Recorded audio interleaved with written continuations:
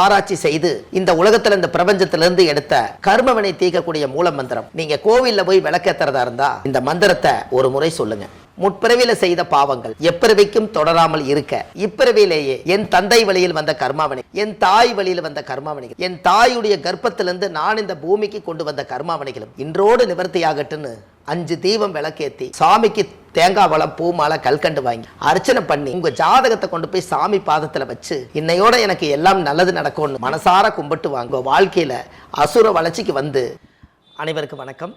பாரம்பரிய திருவள்ளுவர் குல வம்சம் பிரசன்ன ஜோதிடர் சுபமாரிமுத்து திருப்பூர்லேருந்து இந்த பதிவு உங்களுக்காக. அவிட்ட நட்சத்திரங்கம்மா. அவிட்ட நட்சத்திரம் அதாவது திருவோணம் 22வது நட்சத்திரமாக இருந்ததுங்க. அவிட்டம் வந்து 23வது நட்சத்திரம். இந்த 23வது நட்சத்திரம் வந்துடுச்சு. இந்த 23வது நட்சத்திரத்தில் அவிட்ட நட்சத்திரத்துக்கு மகர ராசி வருங்க, கும்பராசி வரும். அவிட்ட நட்சத்திரத்தில் பிறந்துக்கிறவங்க செவ்வாய் திசையில் தான் பிறப்பாங்க.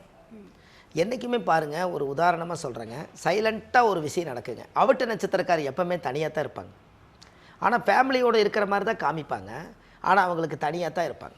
அவங்களுடைய மனசுக்கு அவங்க எதையுமே புண்படுத்தாமல் அவங்க தனிமை விரும்பி எப்போவுமே குடும்பமே இருந்தாலும் கூட கொஞ்சம் தனியாக இருப்பாங்க. இந்த அவிட்ட நட்சத்திரத்தில் ஒருத்தர் பிறந்தால் செவ்வாயுடைய நட்சத்திரம் கொஞ்சம் அமைதியான டைப்புங்க அவங்க. இந்த கும்பத்துக்குள்ளே சந்திரன் வந்துட்டாலே அவிட்ட நட்சத்திரம் வந்து பொதுவாகவே சனியோட வீட்டுக்குள்ளவே அவிட்ட நட்சத்திரம் பிறந்த சனினா சுலோ,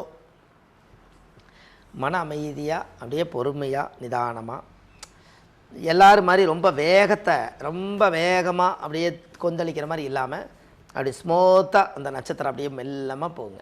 ஆடம்பரம் இல்லாத நட்சத்திரம். இந்த அவிட்ட நட்சத்திரத்தில் பிறந்த சிறு வயசில் கஷ்டப்படுவாங்க. ஆனால் அவங்க பாருங்கள் 32 வயசுக்கு மேலே அவங்க நல்லா இருப்பாங்க. இந்த செவ்வாய் திசையில் அவிட்ட நட்சத்திரத்தில் பிறந்தாங்கன்னா, அவிட்ட நட்சத்திரம் வந்து செவ்வாய் திசை. செவ்வாய் வந்து 7 வருஷ திசைங்க. இந்த 7 வருஷ திசையில் 3 வருஷம் 6 மாதம் தாயுடைய கர்ப்பத்தில் இருப்பு திசை. செவ்வாய் திசை முடிஞ்சு ராகு ஒரு 18 வருஷம், 18 3 21. இந்த ராகு திசை முடிஞ்ச குரு ஒரு 16. அப்போது 20 16 36 1 37. இப்போ இவங்களுக்கு குரு திசையில் தான் கல்யாணங்க. அவிட்ட நட்சத்திரத்தில் யார் பிறந்தாலும் குரு திசையில் தான் கல்யாணம் பண்ணியிருப்பாங்க. இந்த ரகசியம் வந்து இது வரைக்கும் அவங்களே யோசிச்சிருக்க மாட்டாங்க. எப்படி அவர் குரு திசையில் கல்யாணம் பண்ணுன்னு சொன்னார்? ஆச்சரியமாக இருக்குதே. எல்லோரும் கல்யாண திசை இது வரைக்கும் யாருமே சொல்லலையே, எப்படி கரெக்டாக கல்யாண திசை சொன்னார் அப்படின்னு நினைப்பாங்க. அந்த இடத்துல கால்குலேஷன் நம்ம போட்டு பார்த்தா கரெக்டாக அவருடைய பாரம்பரியமாக அந்த கணிதம் படித்ததில் செவ்வாய் திசை முடிஞ்சு ராகு திசை முடிஞ்சு குரு திசை வரும்போது குரு என்பது குருவலன் வந்த மாதிரி சுப நிகழ்ச்சிகள் நடக்கும். 20 வயசுக்கு மேலே ஆதி காலத்தில் கல்யாணம் பண்ணி வச்சு பிள்ளைய நம்ம வீட்டில் வச்சிருக்கூடாது, நேரங்காலத்திலேயே பிடிச்சி ஒரு மனுஷன் கையில் பிடிச்சி கொடுத்துடணும்னு சொல்லி அந்த காலத்திலே பழமொழி உண்டுங்க. அதனால் என்ன பண்ணிடுவாங்கன்னா, வயசு பொண்ணுங்களை நீ அங்கே பார்க்காத இங்கே பார்க்காத இப்படி எல்லாம் சொல்லி பிள்ளைய பெற்றுட்டாலே தாய் வந்து அடிமடியில் கட்டி வளர்த்தோன்னு பெரியவங்க சொல்லி கொடுப்பாங்க. ஏன் அப்படின்னு கேட்டிங்கன்னா, அந்த குழந்தை பிள்ளைகளுக்கு அது தெரியாதுங்க. ஏதோ மனசு ரீதியாக ஒரு ஆசை வச்சுட்டாங்கன்னா அவங்க மைண்ட்லேருந்து எடுக்க முடியாதுன்ட்டு ஆசைகள் வளராதுக்கு முன்னாடியே பெரியவங்க பார்த்து கட்டி கொடுத்துருவாங்க. எப்படிங்கம்மா? இதெல்லாம் அந்த காலத்தில் முன்னோர்கள் பழமொழி சொல்லி வச்சாங்க. இதெல்லாம் இன்றைக்கி நம்மளுக்கு கொஞ்சம் கிடைக்கிறது கொஞ்சம் வரப்பிரசாதம் தாங்க. பெரியவங்க சொல்லு என்றைக்குமே ரொம்ப அற்புதமாக இருக்குது. அப்போது அந்த ஜாதகத்தில் நம்மளுடைய கர்மான்னு ஒன்று இருக்கிறதுனால அந்த கர்மாவில் இருந்து நம்ம மீண்டு வரணும்னா நம்ம வாழ்க்கையில் அடுத்த லெவலுக்கு போகணும் இல்லைங்களா? அப்போ தெய்வத்தினுடைய சக்திகள் ஜாதகத்தில் ஒரு நல்ல பிரபலியமாக நம்ம வாழணுங்கிறதுக்காக இந்த உலகத்தில் பிறப்பெடுத்ததுக்கு அந்த அவிட்ட நட்சத்திரத்தில் யாராவது ஒருத்தர் பிறந்தாங்கன்னா அவங்க வாழ்க்கையில் இனிமேல் அவங்க நல்லா இருக்கிறதுக்கு முருகருடைய சப்போர்ட்டு நல்லா இருக்கு. முருகர் தான் அவிட்ட நட்சத்திரத்துக்கு வந்து அதிபதியாக வர்றார் செவ்வாய். இவங்க வீட்டில் என்ன இருக்கலான்னு கேட்டிங்கன்னா, நான் ஏற்கனவே சொல்லியிருக்கேன், அவிட்ட நட்சத்திரத்தில் யாராவது பிறந்தால் ஒரு கோயிலுக்கு போனால் ஒரு யாராவதுக்கு யாசகம் சாப்பாடு வாங்கி கொடுப்பீங்க, அண்ணன் தண்ணி ஆகாரம் கொடுப்பீங்க, கந்த சஷ்டி கவசம் வாங்கி உங்களுடைய வயசு எவ்வளவோ அவ்வளோ வயசு புக்கு வாங்கி ஒரு 36 வயசுன்னா 36 புக்கு வாங்கி 36 பேர்த்து கொடுத்துட்டு போங்க. அந்த முருகனை பாராயணம் பண்ண யார் வாங்கி கொடுத்தீங்களோ அவங்களுக்கு அந்த பலன் கிடைக்குன்னு சொல்லுவேன். ஒரு குழந்தைக்கு ஸ்கூல் புக்கு வாங்கி கொடுத்த மாதிரி முருகனை நினச்சி நீங்கள் வந்து கந்த சஷ்டி கவசம் புத்தகம் வாங்கி கொடுத்தா எல்லோரும் காலையில் எழுந்திரிச்சோன்னே ஒரு முறை பெரட்டி படிப்பாங்க இல்லைங்களா? அந்த புத்தகம் வாங்க. வீட்டில் எப்பவுமே வந்து அவிட்ட நட்சத்திரக்காரு ஒரு வேல் சூலாயுத வச்சுக்கோங்க, ஒரு வேல் வச்சுக்கோங்க, முருகருடைய வேல் வச்சுக்கங்கன்னு சொல்லுவோம். அவிட்ட நட்சத்திரத்தில் ஒருத்தர் பிறந்தால் தவிட்டு பானையெல்லாம் தங்கமா. எனக்குமா அவிட்ட நட்சத்திரக்காரு தவிட்டு பானையெல்லாம் தங்கம்மா. அவிட்டம் தவிட்டு அந்த காலத்தில் சொல்லுவாங்க. அவிட்ட நட்சத்திரம் வந்து தவிட்டு பானையெல்லாம் தங்கம்மா. அப்படின்னா என்னங்க, மிச்சம் வச்சு பிழைக்கிறது அவிட்ட மாட்டை யாரும் பிழைக்க முடியாதான். இல்லைனாவது சோப்பில் காசு வச்சுருப்பாருங்கன்னு. என்கிட்ட பணம்லாம் இல்லைம்மா, என்கிட்டலாம் கேட்காத நீ சும்மா நல்லா வேலை வெட்டிக்கு போய் பல நாள் ஆச்சு அப்படிம்பாரு. ஆனால் காசு சுருட்டி வச்சுருப்பாருங்களா. அந்த தவிட்டு பானையெல்லாம் தங்கம்னு எதுக்கு சொன்னாங்கன்னா, அந்த காலத்தில் பீருவா கிடையாது, கூட்டுறவு வங்கி கிடையாது, பேங்க்கு கிடையாது. அதனால் என்ன பண்ணுவாங்கன்னா மொடாவாக ஒரு 7 மொடா வச்சுருப்பாங்க வீட்டுக்குள்ளே. அதில் தவிடு போட்டு வச்சுருவாங்க. நெல் அரைச்ச தவிடு இருக்குது இல்லைங்களா, அதை வந்து லைனாக போட்டு வச்சுருவாங்க.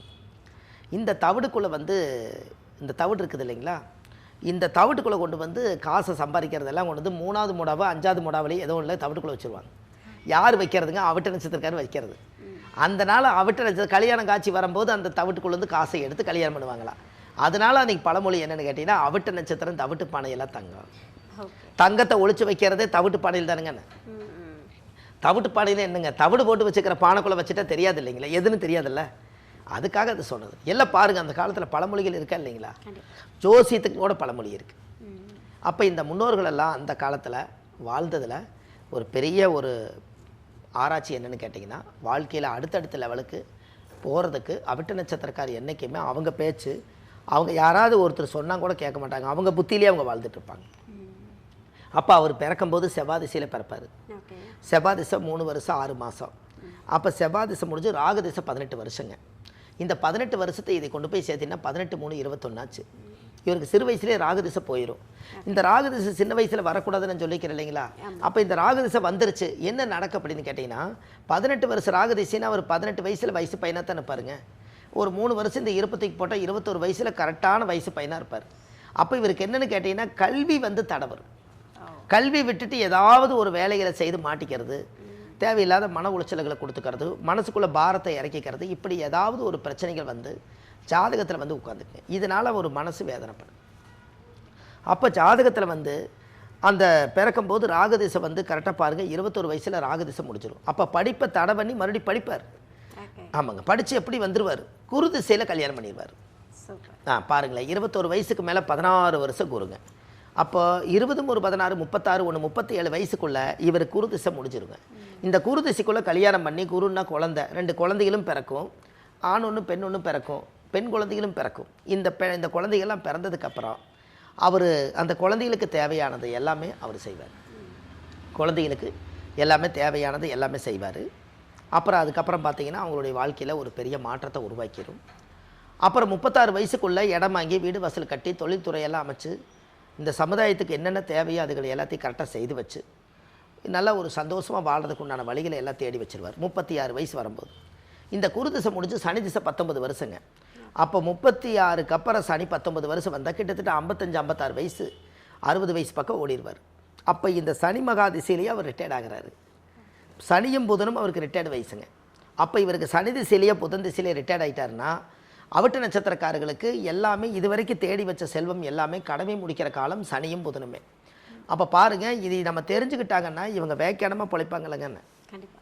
என்னங்கம்மா, ஒரு ஜாதகத்தில் நமக்கு என்ன திசை நடக்குது, என்ன வயசு நடக்குது, மறுபடியும் இந்த திசை முடியும் போது இன்னொரு திசை நடக்கும்போது எனக்கு எவ்வளோ வயசு, அந்த திசை எவ்வளோ வயசு, இதை கம்பேர் பண்ணி நீங்கள் கொண்டு போக வரைக்கும் உங்களுக்கு நல்லது.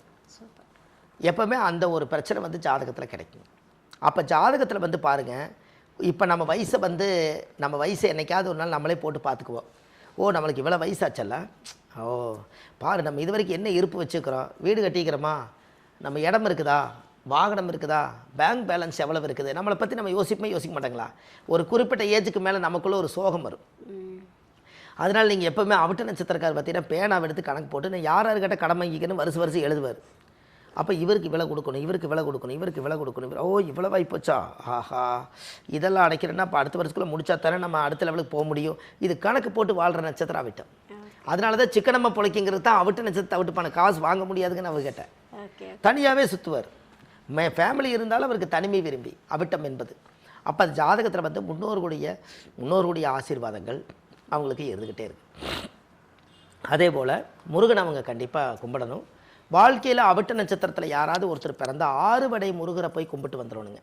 ஏன்னா செவ்வாய் திசையில் யாரெல்லாம் பிறந்திருக்காங்களோ அவங்க 6 வடை வீடு தான் சொந்த வீடு, 7வது வீடு தான் இவங்க வீடுங்க. என்ன இவங்க குடியிருக்கிற வீடு யாராவதுக்கு வீடே அமையலைங்க, எனக்கு வீடு அமையலை, நான் எவ்வளோ நாள் நான் 40 வருஷமாக வாடகை வீட்டில் இருக்கிறேன்னா 6 வட வீட்டுக்கும் போய் சாமி கும்பிட்டு வந்தால் 7வது வீடு இவருக்கு சொந்த வீடு அமையுங்கன்னு.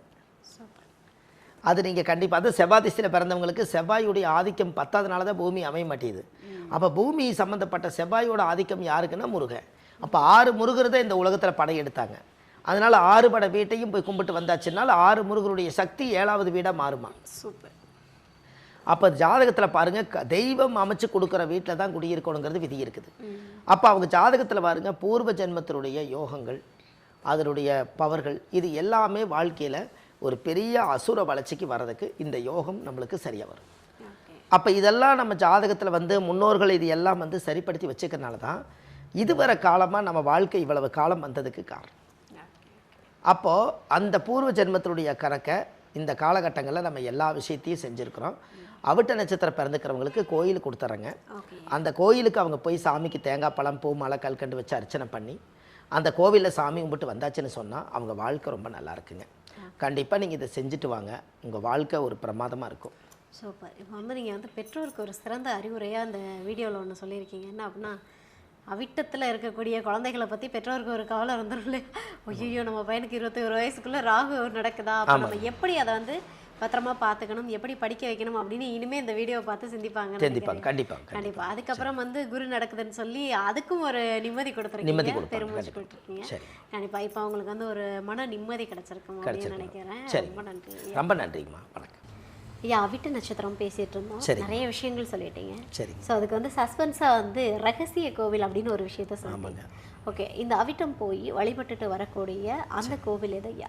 கண்டிப்பாங்கம்மா. அதாவது இது ரொம்ப அற்புதமான விஷயங்க. அதாவது இந்த அவிட்ட நட்சத்திரத்துக்குன்னே ஒரு ரகசிய கோயிலுங்க, ஆதிகால பரிகார கோயிலுங்க இது. இந்த ஆதி காலத்தில் இவங்கெல்லாம் கட்டினதுனால ஆதிகால பரிகார கோயிலுங்க. இது வந்து பார்த்திங்கன்னா தஞ்சாவூர் மாவட்டம் கும்பகோணம் போகும் சாலையில் கீழக்குறுக்கைங்கிற ஊரில் பிரம்மஞானபுரீஸ்வரர் அப்படிங்கிற ஒரு கோவில் இருக்குதுங்க. இந்த கோவிலில் போய் இந்த அவிட்ட நட்சத்திரத்தில் யார் ஒருவர் பிறந்தாலும் அந்த கோவிலில் போய் ஜாதகத்தை வச்சு 5 விளக்கு தெய்வம், சுவாமிக்கு தேங்காய் பழம், பூ மாலை கல்கண்டு வாங்கி அர்ச்சனை பண்ணி அந்த கோவிலில் சாமி கும்பிட்டு வந்துட்டாங்கன்னா அவங்க வாழ்க்கையில் அன்னையிலேருந்து பூர்வ ஜென்ம கர்ம வினை நிவர்த்தி ஆகுதுங்க. அதுக்கப்புறம் அவங்க வாழ்க்கை அசுர வளர்ச்சிக்கு வருங்க. நல்லதே நடக்கும். வாழ்க்கையில் ஒரு முறை போயிட்டு வாங்க, ரொம்ப நல்லா இருக்குங்க.